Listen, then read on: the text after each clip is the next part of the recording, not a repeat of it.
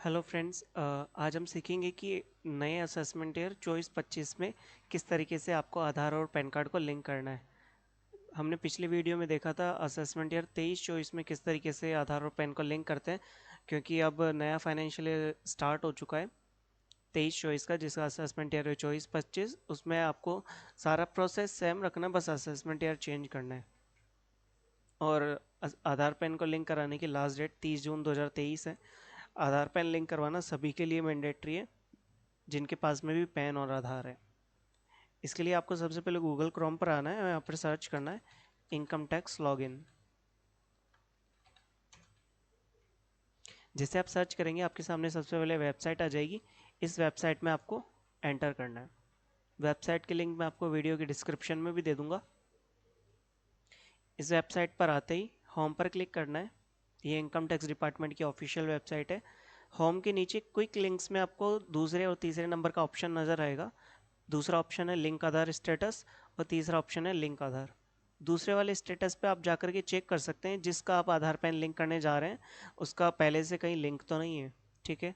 And दूसरी चीज़ ये है कि लिंक करने से पहले आप नाम और डेट ऑफ बर्थ चेक कर लें। ये बिल्कुल सेम होना चाहिए, पैन और आधार में बिल्कुल मैच करने चाहिए, स्पेस का भी फ़र्क नहीं होना चाहिए। नेम और डेट ऑफ बर्थ सब सेम होनी चाहिए, तभी आप लिंक कर पाएंगे, नहीं तो आपका पेनल्टी का पेमेंट भी कट जाएगा और आधार पैन लिंक नहीं होगा। ठीक है, हम चेक कर लेते हैं। हमने पैन और आधार डाल दिया है। अब यहाँ पर हम व्यू लिंक आधार स्टेटस पर क्लिक करके चेक करेंगे कि हमारा आधार पैन पहले से लिंक तो नहीं है। यहाँ पर लिखा हुआ आ रहा है पैन नॉट लिंक्ड विद आधार, जिसका मतलब है कि पहले से आधार पैन लिंक नहीं है, हमें लिंक करना पड़ेगा। अगर ये पहले से लिंक होता तो यहाँ पर लिखा हुआ आता this pan and Aadhaar is already linked. ठीक है, तब हमें कुछ नहीं करना होता। अब हमें कुछ नहीं करना है, हमें इसे क्लोज करना है और यहाँ पर होम पर क्लिक करना है। जैसे ही आप होम पर क्लिक करेंगे आप वापस से यहाँ पर मेन पेज पर आ जाएंगे। अब हमें तीसरे नंबर के ऑप्शन पर जाना है, लिंक आधार पे। यहाँ पर हम क्लिक करेंगे।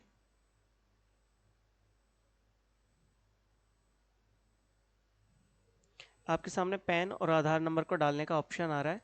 यहाँ पर हम पैन और आधार नंबर डालेंगे जिसको हम लिंक करना चाहते हैं। मैंने पैन एंड आधार डाल दिया है। अब मैं वैलिडेट के ऊपर क्लिक करूँगा। जैसे मैंने वैलिडेट के ऊपर क्लिक किया तो ये पॉपअप आ गया है, payment detail not found for this pan. ठीक है, मुझे 1000 रुपये की पेनल्टी का पेमेंट करना होगा। मैं कंटिन्यू टू पे थ्रू ई पे टैक्स वाले बटन के ऊपर क्लिक कर देता हूँ।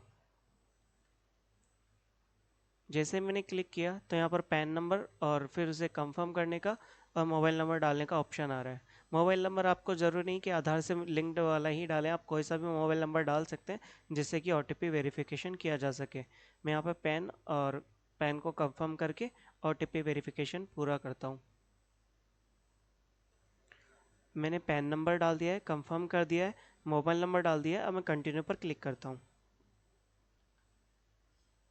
जिससे मैंने कंटिन्यू पे क्लिक किया तो ओटीपी जा चुका है। अब जो रिसीव हुआ ओटीपी है वो हम यहाँ डाल देते हैं।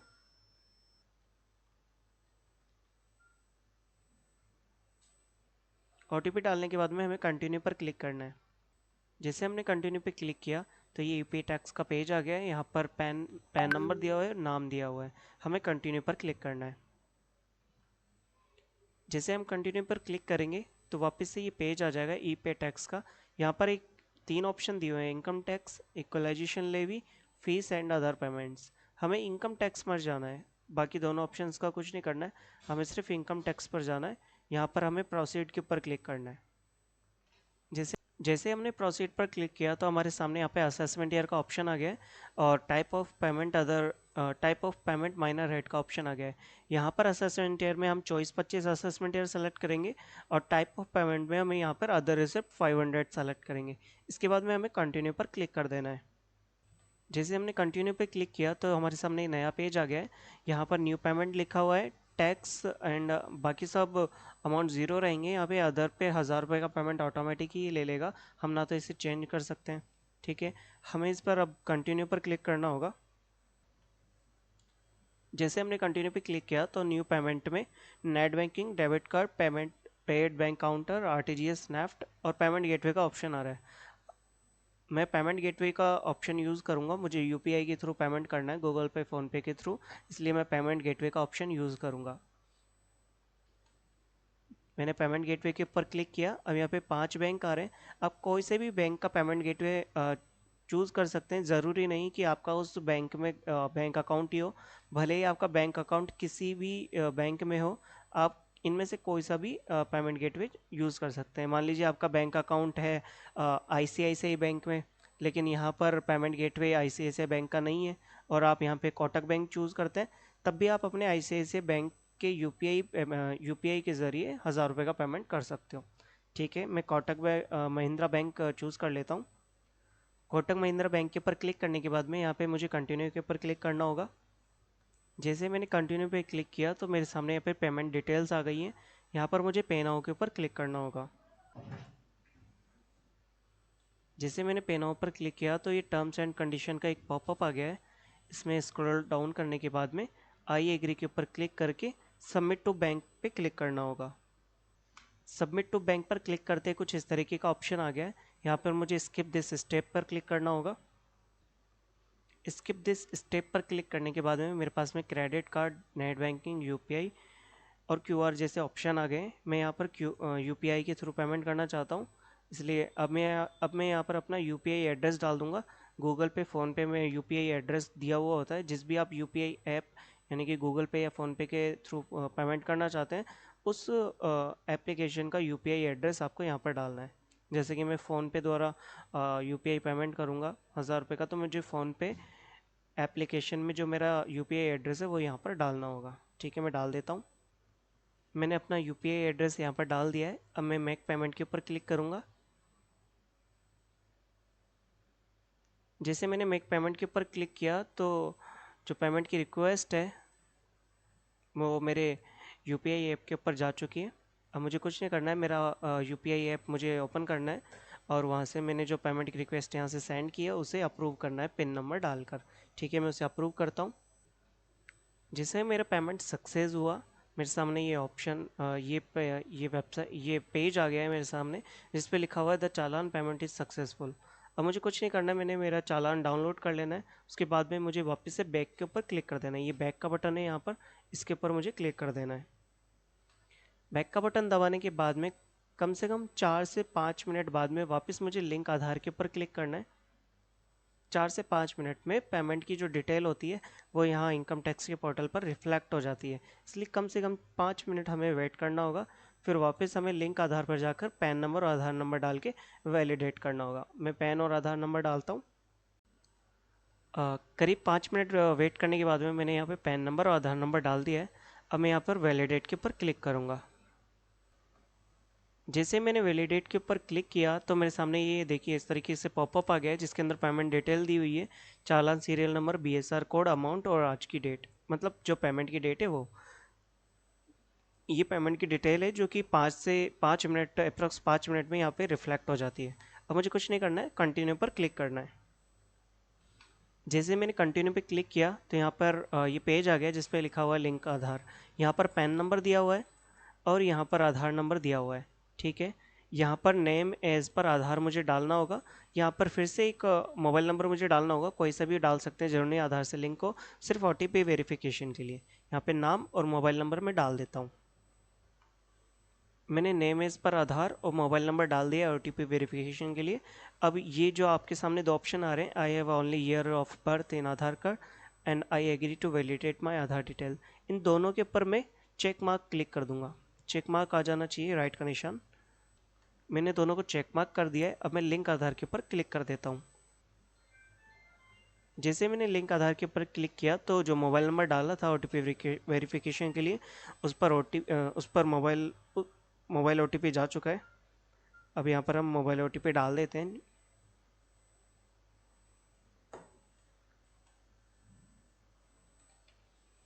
मैंने यहाँ पर मोबाइल OTP डाल दिया है। अब हम वैलिडेट के ऊपर क्लिक करेंगे। जैसे मैंने वैलिडेट के ऊपर क्लिक किया तो मेरे सामने यहाँ पे लिखा हुआ आ गया है, your Aadhaar PAN linking request has been received and send to the validation. अब मुझे कुछ नहीं करना है, हमें कम से कम 48 आवर्स का वेट करना है। मतलब कि मुझे कम से कम 2 से 3 वर्किंग डेज़ का वेट करना है। उसके बाद में वापस मुझे जो सेकंड नंबर का ऑप्शन था क्विक लिंक्स में, ठीक है, दूसरा जिसमें लिखा हुआ था लिंक आधार स्टेटस, वहाँ पर जाना है और आधार पैन लिंकिंग लिंक का स्टेटस जो है वो जा करके चेक करना है। एक बार मैं आपको चेक करके भी बता देता हूँ। ये देखिए होम के नीचे दूसरे नंबर का ऑप्शन है लिंक आधार स्टेटस। यहाँ पर मुझे जाना होगा। यहाँ पर आने के बाद में मैंने जिस पैन और आधार को लिंक करने का प्रोसेस किया था, पेमेंट करने के बाद में सब कुछ सक्सेस होने के बाद में फाइनली मुझे अपना जो आधार पैन लिंक हुआ है या नहीं उसका स्टेटस यहाँ पर पैन नंबर और आधार नंबर डाल करके चेक करना होगा। मैं डाल करके चेक कर लेता हूँ। मैंने पैन और आधार नंबर डाल दिया है जिसको मैंने अभी लिंक किया था। अब मैं व्यू लिंक आधार स्टेटस पर चेक क्लिक करता हूँ। तो देखिए यहाँ पर लिखा हुआ है your Aadhaar PAN linking request has been received. ठीक है, अभी लिंक नहीं हुआ है। हमें कम से कम 48 घंटे वेट करना होगा, फिर वापस से आकर के स्टेटस चेक करना होगा। करीब 48 से 72 घंटे बाद में फिर से जब मैं स्टेटस चेक करूँगा तो यहाँ पर लिखा हुआ आ जाएगा your Aadhaar and PAN has been linked या your PAN and Aadhaar is already linked. तो मुझे उसके बाद में कुछ नहीं करना होगा। लेकिन अगर आपके पास में कुछ टेक्निकल इशू की वजह से लिखा हुआ आता है कि आपका आधार पैन लिंक नहीं हो पाया है किसी टेक्निकल इशू की वजह से, और आपको फिर से लिंक आधार का प्रोसेस करना होगा, तो आपको कुछ नहीं करना है। आपको फिर से लिंक आधार पैन पे जाना है। वहाँ पर आपकी पेमेंट डिटेल ऑटोमेटिकली पहले से ही दिखाई देगी। ठीक है, और आपको फिर से वो प्रोसेस कर देना है। कई बार टेक्निकल इशू की वजह से लिंक नहीं हो पाता है, तो हमें कुछ नहीं करना है। पेमेंट दोबारा नहीं करना होगा, पेमेंट ऑलरेडी वहाँ पे दिखाई देने लगेगा आपको। बस आधार पैन को फिर से लिंक कर देना है। वीडियो को देखने के लिए थैंक यू सो मच। अगर आपको कोई भी प्रॉब्लम आता है तो आपको वीडियो के ऊपर मोबाइल नंबर दिए हुए हैं, आप वहाँ पर कॉल कर सकते हैं। टैक्सेशन सुविधा केंद्र के लिए भी आप हमसे संपर्क कर सकते हैं। Thank you. करीब 5 मिनट वेट करने के बाद में मैंने यहाँ पे पैन नंबर और आधार नंबर डाल दिया है। अब मैं यहाँ पर वैलिडेट के ऊपर क्लिक करूँगा। जैसे मैंने वैलिडेट के ऊपर क्लिक किया तो मेरे सामने ये देखिए इस तरीके से पॉपअप आ गया है जिसके अंदर पेमेंट डिटेल दी हुई है, challan serial number, BSR code, amount और आज की डेट, मतलब जो पेमेंट की डेट है वो। ये पेमेंट की डिटेल है जो कि 5 मिनट अप्रॉक्स 5 मिनट में यहाँ पे रिफ्लेक्ट हो जाती है। अब मुझे कुछ नहीं करना है, कंटिन्यू पर क्लिक करना है।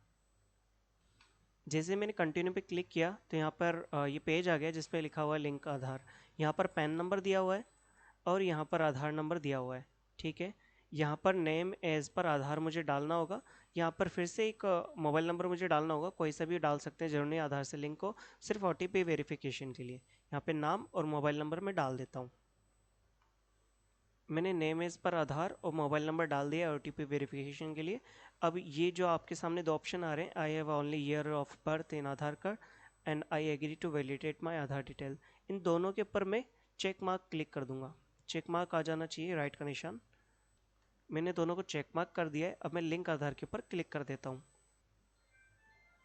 जैसे मैंने लिंक आधार के ऊपर क्लिक किया तो जो मोबाइल नंबर डाला था ओटीपी वेरिफिकेशन के लिए, उस पर मोबाइल ओटीपी जा चुका है। अब यहाँ पर हम मोबाइल ओटीपी डाल देते हैं।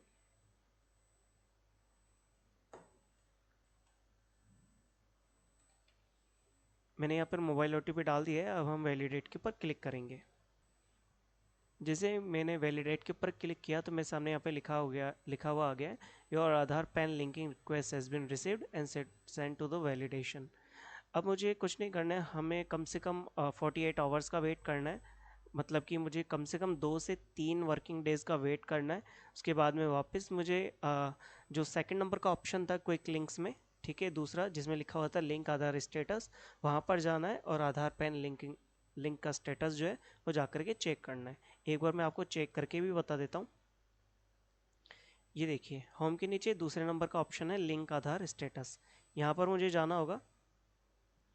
यहाँ पर आने के बाद में मैंने जिस पैन और आधार को लिंक करने का प्रोसेस किया था, पेमेंट करने के बाद में सब कुछ सक्सेस होने के बाद में फाइनली मुझे अपना जो आधार पैन लिंक हुआ है या नहीं उसका स्टेटस यहाँ पर पैन नंबर और आधार नंबर डाल करके चेक करना होगा। मैं डाल करके चेक कर लेता हूँ।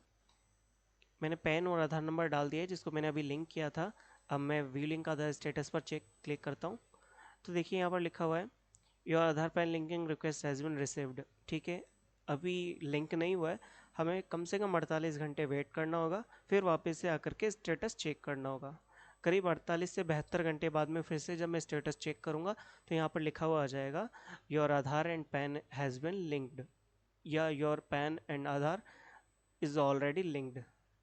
तो मुझे उसके बाद में कुछ नहीं करना होगा। लेकिन अगर आपके पास में कुछ टेक्निकल इशू की वजह से लिखा हुआ आता है कि आपका आधार पैन लिंक नहीं हो पाया है किसी टेक्निकल इशू की वजह से, और आपको फिर से लिंक आधार का प्रोसेस करना होगा, तो आपको कुछ नहीं करना है। आपको फिर से लिंक आधार पैन पे जाना है, वहाँ पर आपकी पेमेंट डिटेल ऑटोमेटिकली पहले से ही दिखाई देगी, ठीक है। और आपको फिर से वो प्रोसेस कर देना है। कई बार टेक्निकल इशू की वजह से लिंक नहीं हो पाता है, तो हमें कुछ नहीं करना है, पेमेंट दोबारा नहीं करना होगा, पेमेंट ऑलरेडी वहाँ पे दिखाई देने लगेगा आपको, बस आधार पैन को फिर से लिंक कर देना है। वीडियो को देखने के लिए थैंक यू सो मच। अगर आपको कोई भी प्रॉब्लम आता है तो आपको वीडियो के ऊपर मोबाइल नंबर दिए हुए हैं, आप वहाँ पर कॉल कर सकते हैं। टैक्सेशन सुविधा केंद्र के लिए भी आप हमसे संपर्क कर सकते हैं। Thank you.